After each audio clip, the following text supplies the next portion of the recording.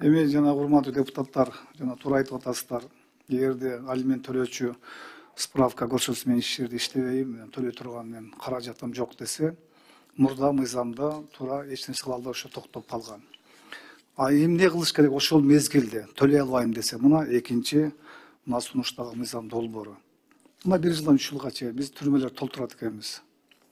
Ачык эле айтайын, эгерде ал төлөй албайлы, анда эмне экинчи булар күчөтүлгөн тартипте мыйзам алып келип жатышат буларчы.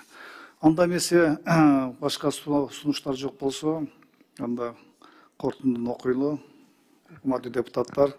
Эми ар бир мыйзам долбоор кызуу талкууланыш керек. Бул жерде эми тажрыйбасы көп юристтер отурасыздар. Негизги айткан сунуштарыңыз абдан туура, көбүңүздөрдүкү. Комитет төмөнкөдө корутундуга келди. Кыргыз Республикасы Министрлер комитетинин төрагасы Акылбек Сөмбек Жапаров тарабынан демилгенген Кыргыз Республикасы кылмыш жаза кодексин өзгөртүү киргизүү жөнүндө Кыргыз Республикасы мыйзам долбоорунун концепциясы жактырылсын жана биринчи окууда кабыл алуу Кыргыз Республикасы Жогорку Кеңешине сунушталсын.